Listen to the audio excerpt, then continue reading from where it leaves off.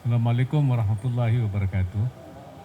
Para wartawan, sore hari ini saya berkunjung ke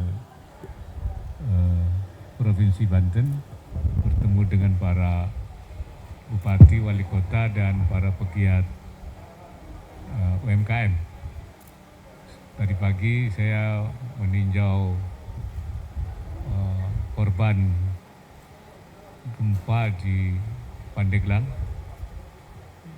dan untuk penanggulangan mereka kita akan memperbaiki rumah mereka. Ada yang rusak berat, ada yang sudah rusak sedang, ada yang ringan.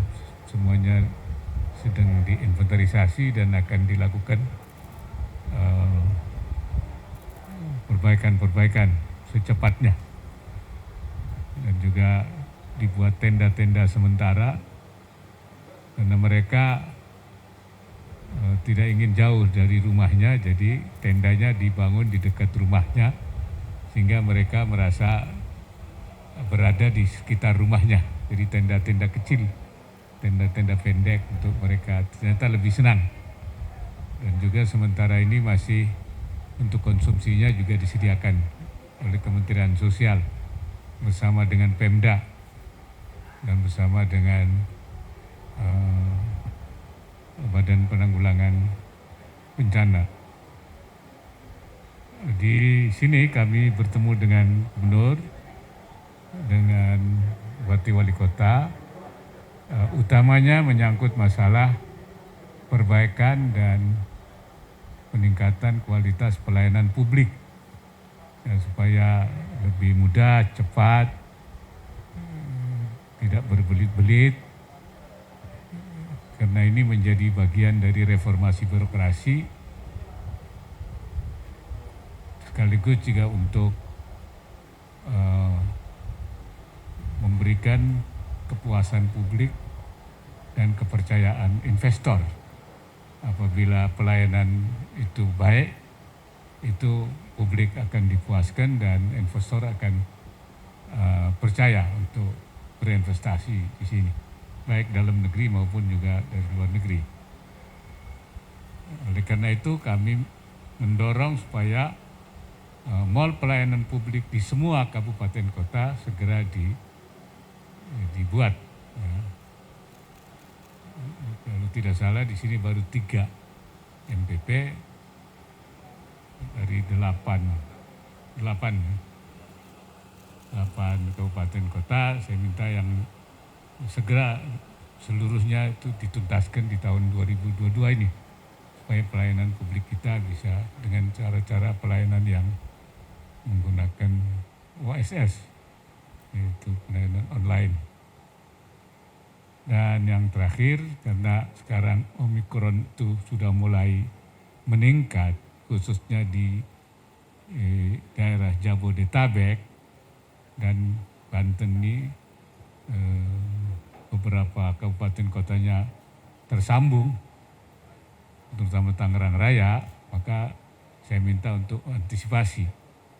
Selain penerapan protokol kesehatan, kemudian juga vaksinasi, termasuk sudah mulai booster, dan juga penerapan peduli lindungi di daerah-daerah di mana tempat terjadi mobilitas, untuk mengantisipasi jangan sampai terjadi lonjakan seperti di berbagai negara, karena itu akan menyulitkan nanti dalam rangka pelayanan kesehatan di rumah sakit.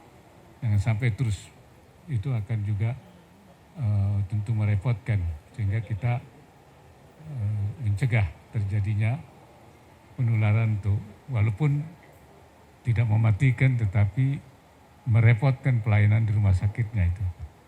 Nah, jadi Banten terutama yang sekitar Tangerang Raya itu harus diantisipasi. Barangkali itu yang bisa saya sampaikan. Ya. Pak, Assalamualaikum. Saya Fauziah dari Republika. Pak, seperti yang Bapak sampaikan tadi, MPP ini kan untuk mempercepat pelayanan publik begitu Pak. Ya. Tapi hingga saat ini baru 10% atau 50 MPP di Indonesia. Apa sih Pak kendalanya? Kemudian bagaimana upaya untuk mendorong setiap daerah itu membuat MPP Pak? Dan untuk di Banten sendiri ada target nggak Pak waktu untuk seluruh 8 kabupaten itu mempunyai Ya, harapan saya di Banten ini akhir 2022 itu sudah terbentuk. Sebab sebenarnya kendalanya tidak terlalu masalah. Tidak harus gedung sendiri. Tetapi bisa juga gedung yang lama kemudian dibuat sebagai, dan apalagi kalau pelayanannya sudah online. Ya, jadi OSS ya, online system subscription. Itu kan sebenarnya tidak banyak datang, tapi dilayani dengan online. Menurut saya tidak terlalu, mungkin SDM saja. Mungkin Pak Gubernur bisa memberi penjelasan.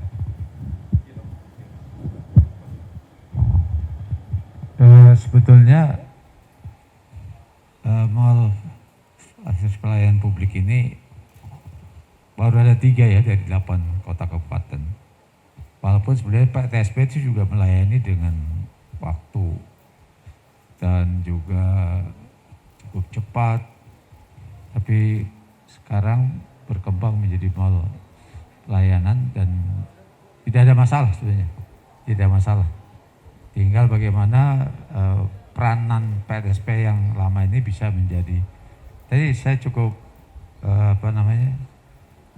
cukup mengapresiasi apa yang disampaikan Pak Wakil Presiden bahwa memang tidak perlu, selama ini kan pikirannya itu kalau bikin mall ilustrasi besi, gedung yang berlantai 3 dan sebagainya. Tapi dengan arahan tadi, insya Allah 2022 semua kota kabupaten akan kita bangun pelayanan publik, dengan mall pelayanan publik. Terima kasih. Ya. Assalamualaikum Pak Wapres. Saya Agus dari Poskota Pak Wapres. Ini terkait kondisi masyarakat sekarang yang kesulitan mendapatkan minyak goreng. Kemarin sudah ada subsidi dari pemerintah dari harga minyak goreng itu menjadi 14.000 per liter. Tapi itu jatahnya 1 minggu. Tapi pada hari ini itu masyarakat sudah kesulitan mencari minyak goreng tersebut. Artinya bagaimana sikap pemerintah sekarang ini maupun ke depan dalam mengatasi gejolak minyak goreng ini. Terima kasih Pak Wapres. Oke, saya minta pada Menteri Perdagangan nanti supaya melakukan operasi pasar, supaya jangan ada kesulitan untuk bisa mencari minyak goreng. Barangkali itu ya jawaban saya, itu supaya Menteri Perdagangan melakukan langkah operasi pasar. Izin Pak Wapres, saya Ria dari suara.com mau bertanya soal di beberapa negara ini kan kematian anak meningkat gara-gara ada varian Omikron dan dikhawatirkan juga akan terjadi di Indonesia karena sudah ada PTM 100%. Nah ini kedepannya pemerintah akan mengambil langkah seperti apa untuk melindungi anak-anak kedepannya gitu, apakah mau ditunda dahulu atau dikurangi menjadi 50% atau seperti apa? Ya kita akan terus sesuaikan ya dengan kondisi. Apabila situasi masih terkendali, tidak apa 100%. Tapi daerah-daerah tertentu mungkin ya itu akan kita sesuaikan nanti. Kalau itu akibatnya itu Omikron yang tinggi, kan tidak semua daerah. Nah, mungkin kita akan lihat beberapa waktu hari ini, terutama memasuki Februari yang diduga akan terjadi lonjakan. Nah, itu akan kita sesuaikan terus. Semua itu kan sesuai dengan tantangan yang kita hadapi. Kalau terjadi meninggi, ya tentu kita perketat. Kalau sudah turun, baru kita longgarkan. Termasuk PTM.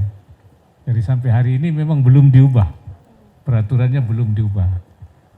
Tetapi kalau ada sesuatu, maka kemudian kita akan segera sesuaikan. Ya. Vaksinasi terus dilakukan. Ya, dipercepat untuk vaksinasi anak-anaknya. Oke. Ya. Selamat siang Pak Wapres, saya Doni dari Harian Bisnis Indonesia. Saya mau minta pendapat Pak Wapres terkait dengan keputusan Badan Pengelola Keuangan Haji yang akhirnya menyuntikkan dana ke Bank Muamalat. Itu kedepannya akan seperti apa menurut Pak Wapres dampaknya terhadap perkembangan perekonomian syariah di Indonesia? Ya, kan itu langkah yang diambil sekarang bagaimana melakukan penyehatan Bank Muamalah supaya sehat.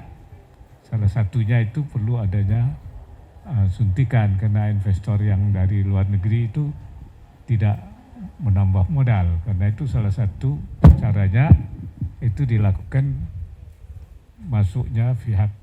Untuk sementara ini memang baru pengelola dana haji ya, BPKH, tapi sekarang sudah sehat. Oleh karena itu kedepannya diduga akan banyak investor yang akan masuk ke Bank Muamalah. Karena sebenarnya sudah sehat. Laporan kemarin yang saya terima bahwa ini sudah sehat karena sudah dilakukan langkah-langkah. Jadi ini kan BPKH itu baru mengawali. Saya kira begitu. Ya. Terima kasih. Assalamualaikum warahmatullahi wabarakatuh.